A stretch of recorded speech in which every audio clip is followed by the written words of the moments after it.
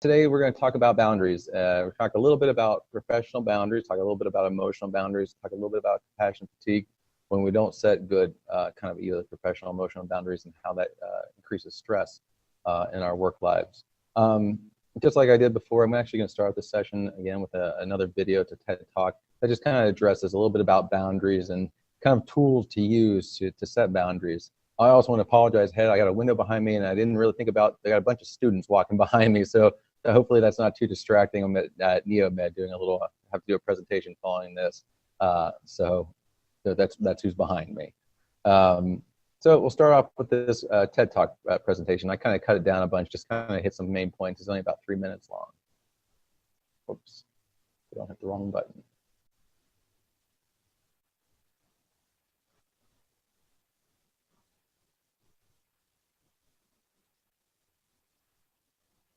Well, we should be starting.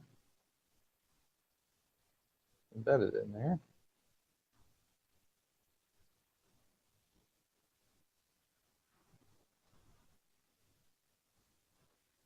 Oh, that is not.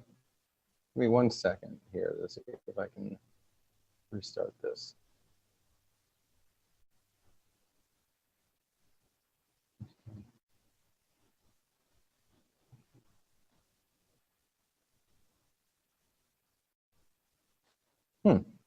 Well, maybe we won't be doing a video. It's not starting the way I would kind of hope it was. It's not a very long video anyhow, and I can kind of briefly go over kind of what was kind of in it.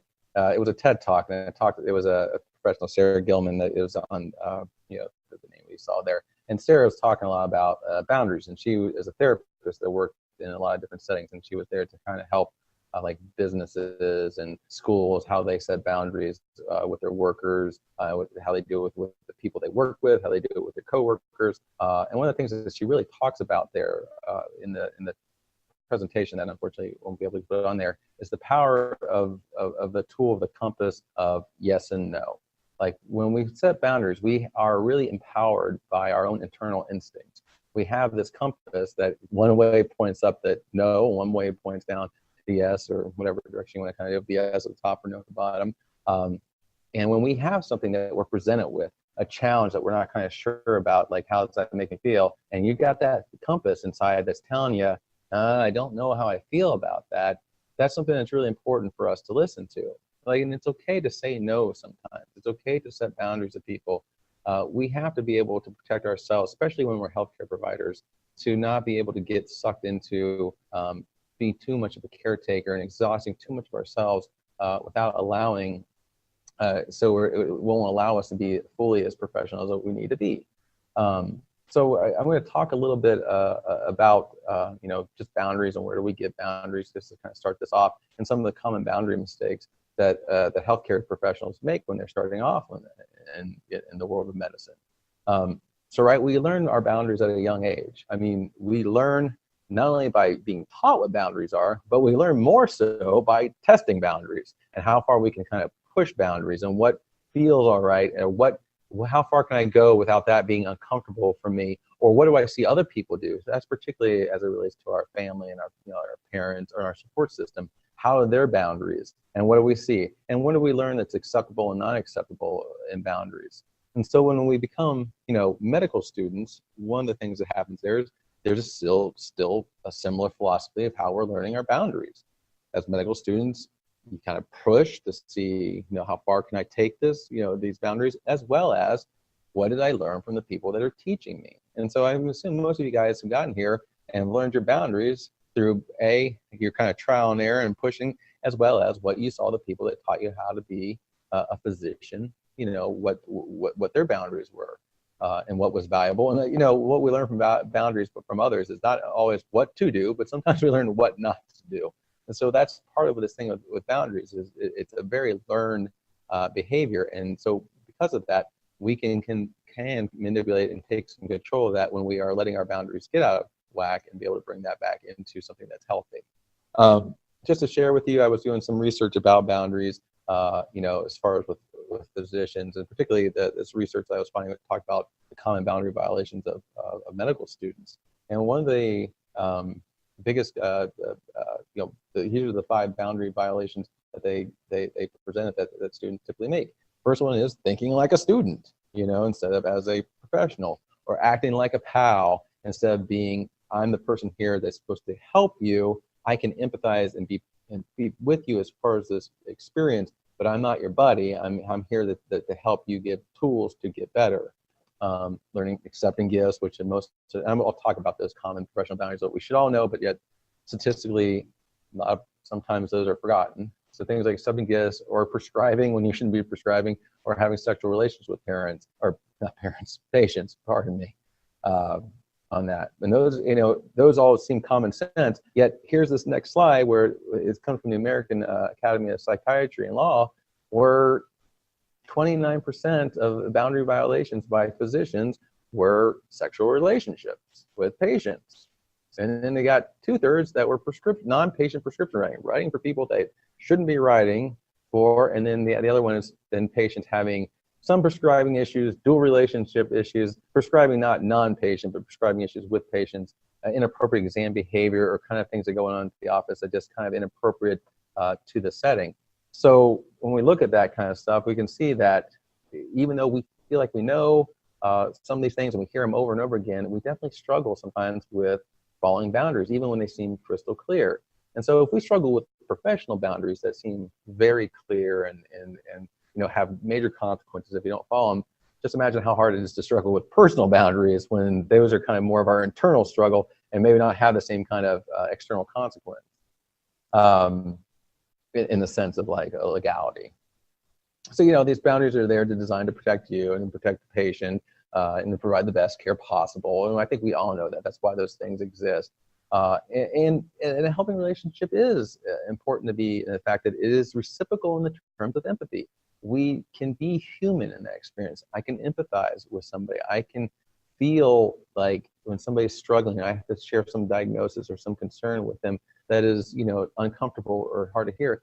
I can be human with them and say, that is hard. These are what questions do you have? How can I be help you in this moment? Kind of feel you more understanding or more clear about the scenario. But the matter comes to the fact with this, helping relationship is that the terms of the focus both need to be on the patient. Sometimes when there's we have to share some unhealthy or a challenging diagnosis or concern with a patient, sometimes we let our emotions kind of bubble over and we have our own personal experiences when we are faced with something or had a family that faced something, and sometimes we jump in there and use that concern that we're the patient struggling, and we kind of put ourselves in that stuff too and lose the focus on the patient, and then we become part of that emotional kind of turmoil where we're actually being asked to be the professional when dealing with this kind of patient struggle. I had a typo there. It's not receptacle, not receptacle in perspective. It's not receptacle in perspective. The physician is supposed to be external to the problem. The patient is supposed to be internal to the problem. And so one of the goals is that you are outside, you are the expert, or the patient is the person that actually is struggling with the thing. And while you still can be empathetic and care, it's always important not to find yourself on the internal, that you are then experiencing that emotional pain in the same level or experience what they are, or what they're going through is now transferring over to you in the sense that you are letting it affect your judgment. And this is a challenge of self-disclosure. I mean, I'm a counselor. I work all the time. I share with you guys on this presentation that I'm in recovery. I work with people all the time in recovery, but I can't use my recovery as the main tool to help somebody get better. Like, this is what I did, or I went through this, or when you say, oh, that experience, I had that exact same experience. Oh, it was so hard for me when I did this. I have to remember that I am there to be the professional. I am there to kind of help them when they're going through, and I can empathize. And there's times I can say, I can understand where that's going through. That is a difficult thing, but not then turn it into, let me tell you about what I went through, especially if it's not helping to move the patient forward with whatever they're needing to deal with. But again, it's okay to be human. It's okay to show emotion. It's okay to be empathetic. It's okay to have emotional experience sometimes. It's okay to be with a person and say, this is sad. This is a sad experience. I do feel sad, or I feel bad. I can have those feelings, I can share that, and I can show that, but I have to make sure that it's saying there that the focus is still on the patient.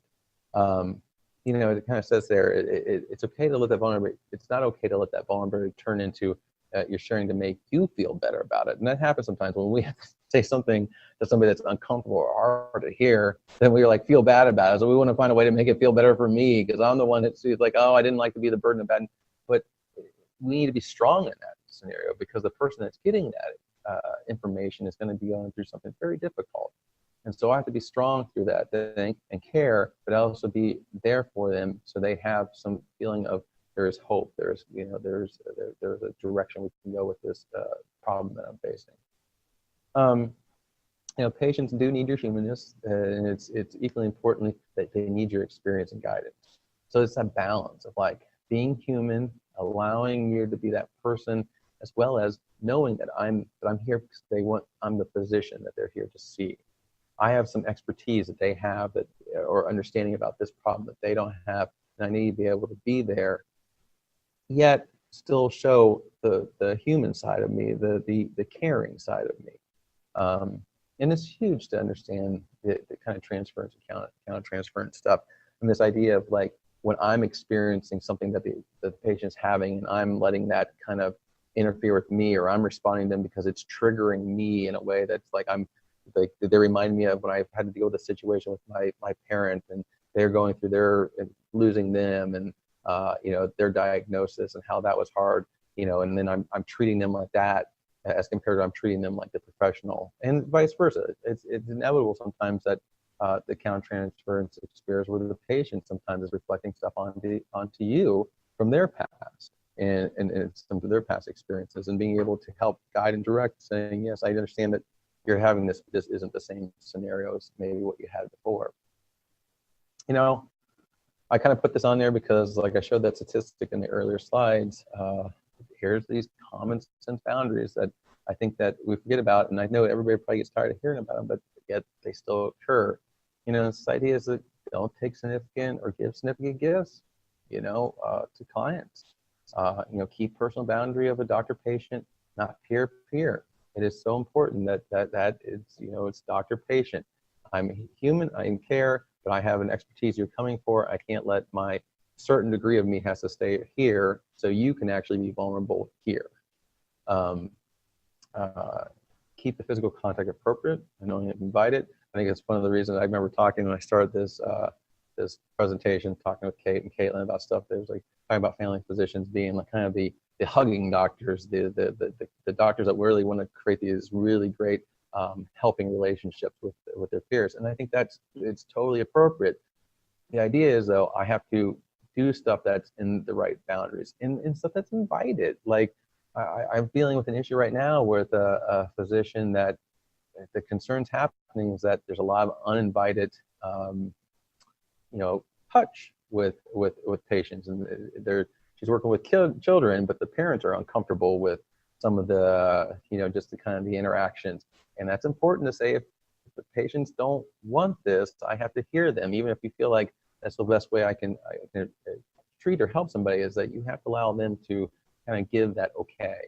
You know, and obviously the last one is don't engage in sexual relationships with the patients. I think that it's a challenge. I mean, it seems common sense, but I know that one of the things that I know of being a therapist is that you create intimate relationships with people, you know, intimate details with people, and the patient sometimes feels like you understand them and know them, and they can sometimes create emotion and feelings. It's so important to be able to kind of, that seems recognizable. You have that yes, no compass kind of clicking in your head to be able to set those boundaries right away and say, look, this is, you know, appreciate what you're saying, but this is not where this is going. And in fact, if this is not appropriate, or this can't be avoided, or your emotions can't be, you know, this is going to be too difficult for you to kind of have as emotional feelings, and me being your professional, maybe we have to work on ways to finding somebody that wouldn't interfere with that won't interfere with your clinical care. You know, and just as we're moving through talking about professional boundaries, don't let stress and burnout disrupt your judgment. And that's really important, because the more stress you have, the less empathy you have. And so when we talk about, like, we want you to be empathetic, we want you to care, sometimes what happens is people get stressed and burn out, and especially if we're not keeping good boundaries and we're getting overwhelmed or saying yes to everything and trying to heal every problem and do everything and never giving ourselves time off the clock, we become more stressed. And so the time we're actually spending with the patient becomes much more less empathetic, and actually less human. That human connection gets distorted, and that's not what the patient wants. They want the best that you can provide for them. So prioritize self-care. We talk about that. I can't imagine any of these presentations that we're going to go through where that doesn't come up as a point. Prioritize self-care. Learn how to take care of yourself and have healthy boundaries, in the sense that I need to do what I need to do for myself. If that's setting work boundaries, or taking time so I can get my notes done, and asking for things that sometimes seems uncomfortable. Like I know when I work with healthcare professionals, they feel like they can't ask for certain things from either their office, their practice, or a hospital, because they feel like that'll look bad on them. But it looks if your care to the patient gets worse because you're so overwhelmed and stressed, that's going to be a lot worse than you saying something about, I just need this for myself so I can be the best physician. Leave your work at the office. I know with people, especially with private practice or maybe with family physicians, this idea of like, take work home with me. I've talked to enough people that it's like, I own my own practice, which seems great because I have these great hours, but then I get calls at night and I get things I got to do that to go outside the office, and I've got to carry this with me. I'm always, I don't get time to be away from that and kind of do my other hats in my world, being the parent or being the spouse or being the friend or going the hobbies, the things I enjoy that rejuvenate me so I can be more effective in my work environment.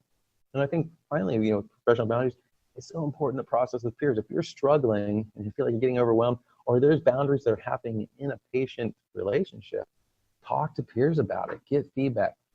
I can be this bad with this too, is like, I think I can handle all my problems on my own. That's not really a healthy way to do it. I only have one perspective when I'm seeing stuff and trying to handle things from my own. It's from my own eyes.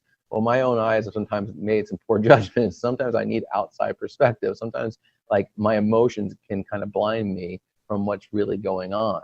And so I need other people to kind of give me clarity. So, if that's with, neighboring peers or people in the same office or, in the same practice or hospital, it's connecting with them and getting feedback and talking about these things, not just talking about clinical stuff, but talking about where I'm at, where I'm going on, what I'm struggling with, why it's hard for me. And sometimes we want to fix things. I think that's one of the things about boundaries. We're always wanting to, if this was better, this was better, this was better, my work life wouldn't be so stressful. Well, sometimes the thing we can fix and process is, how can I deal with this stress in a more productive way? What are some of the tools I can use? Because I don't know that sometimes these systems are going to change, or these practices or these new rules that get implemented are going to change, but I can change how I, approach them or how I run into them. I talk a little bit about compassion fatigue. It's, compassion fatigue is the direct result of not being able to set good boundaries and overwhelming yourself and taking on too much. It's this form of burnout that manifests itself in all components of yourself, this physical, emotional, and spiritual exhaustion. Just losing the desire and the drive to do the thing that you want, that you signed up and dedicated a huge chunk of your life to becoming and doing. And I've gotten to the place where I've learned not being able to set good boundaries and been overwhelmed and been beat down to a place where I have a complete exhaustion from even enjoying or doing it. To kind of recover from compassion fatigue is really important to self-reflect. That's why in the last slide, I talked about this idea of using peer, support and peer help. Get feedback, get ways to kind of see outside of yourself. I mean, that's one of the things I can't emphasize enough. I think I would tell people all the time, counseling really is this tool of mirroring. And I think you can do this with peers too, is like, I share what I'm thinking with somebody else and somebody kind of feeds back what I'm saying, or I hear myself outside of myself and it says, oh man, there's some things that when I hear that outside of myself, it doesn't sound very good. It sounds like that yes, no compass kicks in and says, no, that's obvious what I need to do with that, or what the boundary is I need to set with that. And always, remember, excuse me, just saying yourself at work, develop principles of practice, guidelines of personal integrity that articulate the parameters of your personal values. Commit to the things that are important to you. You can decide, like, what is my principles of practice? What are my guidelines? What are the parameters I can do things that match up with what I think should be the best position I can be, and then commit to that, act on that. And sometimes that's very difficult to do, because sometimes we get demands outside of other people, and sometimes we do have to kind of, respond. But even when we respond to some demands outside of ourselves, we can still find ways to put them in the parameters of things that are like personal values that are important to the self. So I put on this, on this presentation, just I have a couple things that I don't know. I kind of put them on these slides, and I think I probably should link them so you guys can access them. Things like there's compassion fatigue quiz, and I'm not going to go through this with everybody here, but you can kind of sit and look at these questions and kind of think about the yes or no. And it says there, this kind of this little grading scale down there. It says if you said, yes to four or more of the questions, you may have compassion fatigue. And I think sometimes it's really important to self-reflect with that. And not only, like I was saying too, self-reflect and see what you think and get out of it. And even if you have a trusted peer, go over it with them, see if they agree with those things. I say yes to 2 of them, but they would say, well, I've seen a couple more. It's like, oh, I didn't even notice that those are things that you see with me. Why do you see that? What are the challenges there? Help me kind of understand that better. So we get a better thing, so you don't burn out, so you don't lose the passion that you have for this thing, and you're able to commit to healthy boundaries for yourself and to your peers, or into your patients. I kind of added on here a slide, right? The family physician knows the hugging doctor, that you want these connected relationships, that you develop strong feelings, and patients develop strong feelings about their family physician. And that's really one of the important things when we talk about this boundary situation, is that you're in a situation with a lot of your patients that they have a long-term relationships with you, and they depend on you for a lot of things. And so being able to have that good balance of, I'm human, I'm connected, I'm supportive of you, I'm empathize with you. The same token, I know that you have a need for me, and that need is the profession I've gotten into and the expertise and the skills I have, and being able to help them utilize you to the best, and not letting them, recognizing too, when they need something, that it's not something that you're responsible to take care of, help guide them to the places that they get to the resources. Sometimes patients like to come to their doctor for everything, to fix everything, and some of the things that they need fixed aren't things that are physician's job to fix. Sometimes they're things the patient needs to fix, or other resources available for them to fix. Like I had there, person of power, and so it's important that they know that you have that role, but it's also important for you to respect that role as it relates to them, and give them the gift of your empathy and your healing and your expertise, but also give them the gift of healthy boundaries. Give them the gift of not enabling. Give them the gift of empowering themselves for wellness. I think this part what this whole series is about is like challenging, reflecting, and empowering yourselves for self-wellness. And part of our jobs as physicians is to help empower. And by doing that is by modeling healthy behaviors. I go back to that first slide. People look up to the people, these people that they respect for kind of models of how boundaries work. And we can do that in our practice by setting and demonstrating healthy personal and professional boundaries. I put the screen up here. It's a little bit of just kind of discussion questions. We don't have to really discuss off these questions, but they're here on this slide that we can come back to if we want to. But I did want to kind of go to a couple of the last slides before opening up the discussion. I did put a boundary self-evaluation, a quiz up here. It's a little bit older, it's about a little over 10 years older, but it's a good little tool to kind of self-assess just kind of where you're at with your professional boundaries, as well as kind of put a couple other resources. I had a couple books there that we can talk about, or you can look into if you'd like to. And then I have a couple things here, a couple links, a couple good articles about professional boundaries as it relates to physicians.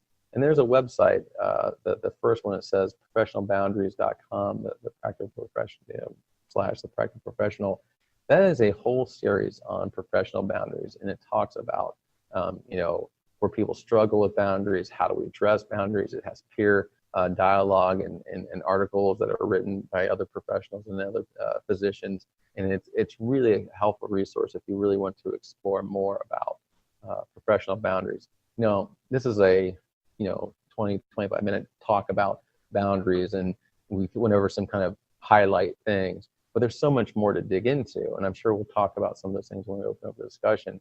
but I think this is a really good thing to kind of look into to get more information. And the link underneath that is actually the full boundary video that I didn't get to show you at the beginning one, but that's okay. You can come look at that link and access it, or if you want to put in Sarah Gilman, boundaries, I'm sure that'll pop up on an internet search. It's a really good TED Talk. It's what I cut it down to 3 minutes, is really focusing on the compass of yes and no and how that's an important tool of boundary setting, but she tells a lot more detailed stories about boundaries and the challenges of boundaries. And one of the big things she says there, I always like too, that it's like, it's okay to make people uncomfortable when you say no. That's not your problem, that's their problem, but that's good for them because that gives them something to work on. Like, they have to figure things out on their own, and that's helpful. When we have good boundaries, we help the people we care about get good boundaries. So anyhow, I think that's kind of the gist of the presentation. I'll stop to share, and then I'll let discussion with me, or even discussion amongst yourselves, because I know some of you guys have good things and start wanting to connect with each other. Well, as Caitlin is promoting everyone to a panelist so that you can ask your question directly to Nelson, I'll ask a couple that came through on our chat function. We really, our viewers really appreciated your resources, Nelson. And we're curious as to what steps do you suggest our physicians take if the results from your evaluation or your quiz start to show warning signs? Yeah, that's a great question. Well, that's right. Go ask for some help. Most of you guys probably have some resource available, maybe in the work environment that's like an EAP. But another thing you can do is give us a call. We gladly can do some short-term intervention with people. We actually are working with a couple associations about potentially creating like a online EAP system service where it's for physicians based only, where they can come and tap into like 3 short-term sessions to deal with like a crisis situation or stress and burnout. So we can gladly call us and we can do that. Even if we don't have it completely set up, we have things set up where we do that. And then we can also provide referrals to counseling in the community. I mean, I think one of the things about when you're dealing with this, the compassion fatigue and some of the boundary stuff, is that there's obviously some emotional stuff that's happening, and that emotional stuff needs to get processed out. It doesn't mean anybody's crazy or anybody's wrong or they're like sick and they got a pathology. It just means sometimes we get absorbed in life.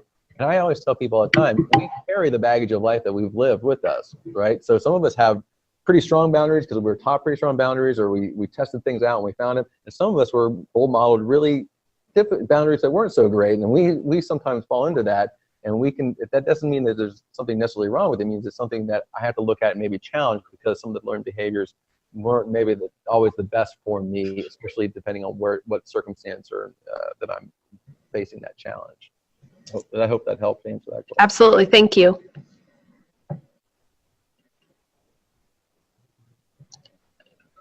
Are there any other questions from the group?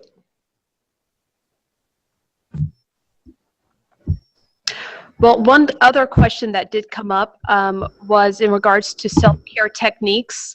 Can you speak maybe a little bit to the special circumstance around resident training and, you know, finding that peer base to lean on in case you start to feel compassion fatigue or maybe a sense of loss of boundary sense? Yeah. Well, you know, I appreciate that question, especially when like people in their residency. So I will be honest about my work experience. We get a lot of resident phone calls, and unfortunately, we get a lot of resident phone calls because they have to deal with their stress, to deal with their boundary issues, to deal with everything, the burnout they're going through, it's just the exuberant amount of work they're being on, and the unrealistic expectations.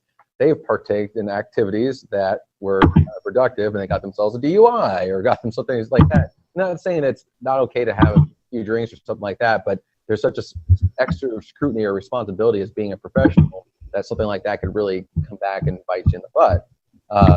And so one of the things we talk about is I think it's really important for people to be able to access that kind of support, especially in that residency. And one of the things we're talking to, so that's why I'm here at NEO right now, is we're trying to reach out to students before they even get into the residencies and kind of start talking about not only potential risk factors of things like addiction and stress and burnout or other mental health things, but also talking about how important it is to access the resources that are available to you, or create your own resources internally, like finding those peers and saying, look, this is real. We can't say things like, we don't have time to take care of myself. You know, it's so important to be able to sit there and say, we need to figure out a system, work together. A lot of times, sometimes you have to kind of get representatives and maybe talk with some of the supervisors, directors, whoever it is, to say, what can we do, or what tools can we access or research into to create kind of a support community, or what is available in this particular community for us to be able to deal with. And again, I will go back to, we're a universal thing that we, if anybody wants to, if a resident had an issue or whatever, we could tap into and kind of help them and connect them with other resources. But I would say that I would encourage all residents to say, we need to create a support group. Support groups are amazing. I think people sometimes minimize the value of support groups, but you know, since I'll just use like the idea of like AA opened up a whole avenue of like A's, right? And all kinds of self-help stuff. And then we built onto that, like cancer survivor support groups and other healthcare survivor groups. And this stuff works. And why it works is we identify and empathize with people who have similar situations. And by normalizing it and saying, I'm okay, this is normal, what do you do? What's the things you've done? What's the things? We just create this huge toolbox that we didn't have, just because I can't have all the tools in my head. That's why I need everybody else. I mean, I think that's just a human experience. I have certain tools that people have, but you guys have other tools that I don't have, and I need your guys' input. And so being able to maximize that is really important. So we're trying really hard to kind of spread that message early on to people. It's like, access support, access help. Don't let yourself fall into behaviors that are like, you know, this isn't a big deal, I'm just letting off steam, and then that letting off steam results in something that could, you know, alter the course of the thousands of dollars you've been spending, and the time and the energy you've put into it, where now all of a sudden you may not be able to you know, practice the way you were hoping you would, because you some consequence you experience for not dealing with things in a healthy way. Nelson, we have a question from one of our physicians who has a question in regards to patients crossing the boundary. Yeah, right. Maybe inappropriately asking or demanding narcotics, or maybe it's an inappropriate interaction at the grocery store. Could you address how our physicians can find those safe boundaries while addressing patients that have obviously crossed their line? Sure. You know, I'll do the grocery store scenario maybe first, just because that's a little bit more, I don't know, it's kind of an easier one to address, right? I know this as a therapist, I don't say anything to anybody that I may know or recognize from anything. But if they say hi to me, I can say hi back and say, oh, how are you doing? It's good to see you. And then kind of, you know, and they may try to stop and they may try to talk. And I've been pretty good at saying, well, I've got, you know, I got to get to my kids thing, or I got to, you know, get back going, or I have to, you know, time thing. I will make something to say, look, this is not, or I sometimes just directly say, this is not the time or setting to talk about this. Now, they may take offense to that, but I also have to protect myself. I mean, we're all kind of tied into these, you know, these HIPAA rules and violations, and we lose our license for not protecting that kind of information. So I have to be sometimes direct. And my biggest challenge, the job I have, is that people can find me on Facebook and want to Facebook friend me, and I have to, like, next time I see them, say, that's not something I can do. We're not doing that. That's a boundary that I can't have, because this is not a peer-to-peer relationship. This is a professional peer. And it's difficult, especially in small settings, right? I used to live in a small town, New Concord. Some people might know where New Concord's at. So we saw our family physician quite frequently. In fact, my dad owned a pizza shop, so he ordered pizza from us, you know, and that's a challenge, because, you know, he wants to eat, and, you know, is that a dual relationship, not a dual relationship? It can be those challenges then. But I think you just keep the distance. You keep it at friendly. You keep it, it's like, hi, okay, I got to keep moving on. And sometimes you just have to be direct. This is not the time or setting, but if there's something you have, we can make an appointment to do that and talk about your concerns. That's a challenge. It's not easy. I think everybody has to deal with their own circumstance and their own setting, because some of us live in really small areas that everybody knows everybody's business. I think the other question was, you're talking about the narcotic searchers, which I'm actually doing a presentation with one of our physician peers that comes and does some talks with me when we reach out to students, and he'd be a good resource to talk about this. I think with the narcotic question, is when people are searching and seeking that kind of stuff, they're obviously got an addiction issue, most likely. I mean, this opiate epidemic's a real thing, and it's causing a lot of chaos. I think what we need to do with the physician world is be much more direct, not about like saying, we could say no to the medication, but the other part about what we have to talk about is saying, hey, I think you might have an addiction issue. This is the symptoms of addiction. These are my concerns. And here are some of the resources about that, and not be afraid to tell them, instead of giving you narcotics, why don't I give you referrals to treatment? Why don't I give you referrals to support community groups? Now, they may or may not take them, but you also say, I actually addressed the issue. I can document that I felt that they perceive that they may have an addiction issue. There's a DSM that has criteria on why you would justify or have at least some validation of what your concerns are. And you gave them a treatment strategy. And so you're not really abandoning that patient. You're actually helping that patient. And they may get offensive or angry at you. That's what addicts do. And that's okay. I mean, that's, again, enough confrontation. I used to work in high schools. You plant seeds, you plant seeds, you plant seeds, until some point that person has a thing they need to do to change. I mean, yeah, they may complain, they may not like it. And I know this is different settings, because some of us work maybe in a setting where if you get enough patient complaints, that's a trouble. That might affect your income. That might affect, but you don't want to not do the right thing. You know, I think that's the real challenge with this stuff, is that you became a physician to help people. And when this is a real disease, it's an epidemic in this country right now. And it's a disease that needs to be addressed. Instead of like trying to say, how can I appease the narcotic seeker by, you know, I'll just give them a little bit, or, you know, whatever that, you say, no, and I think you have an addiction issue, which is a medical disease that we need to treat. And here are some of the options of that. I'm not the guy that, you know, sometimes the physicians say, I'm not an expert in this, so let me refer you to experts and give you that referral, like you would for anything else that you recognize you got a diagnosis that was something that you needed to refer on to the next medical professional about. So I know those are complicated questions. It's not easy to do, but it's I think that's the discussion we need to have about the opioid epidemic, is be direct about addiction anymore, not like hide by the fact that it doesn't exist. I mean, it's real. It's there. Yeah. Yes. Wilson, I have a question. Can you hear me? Yeah. So this is Dr. Cáceres. I have a question. Is there like a support group for doctors to prevent or to recover after an event with inappropriate behavior or inappropriate boundaries, whatever the reason of that? Is there a support group that to kind of tap into if you face 3 minutes? Okay, I got a couple minutes. So there are some professional support groups out there. So I'm more familiar with the kind of professional support groups that would deal with somebody's dealing with like an impairment of a mental health or substance use thing, and say like an inappropriate boundary thing. And that's something I can look into. I don't have a good answer for that. I assume that there are support systems out there. Like I know websites and like things like that you can tap into, that you can connect with physicians, but they aren't necessarily the same as like having a face-to-face support group. Let me look into that. For inappropriate boundaries, I don't have a good answer for that one right now. Okay.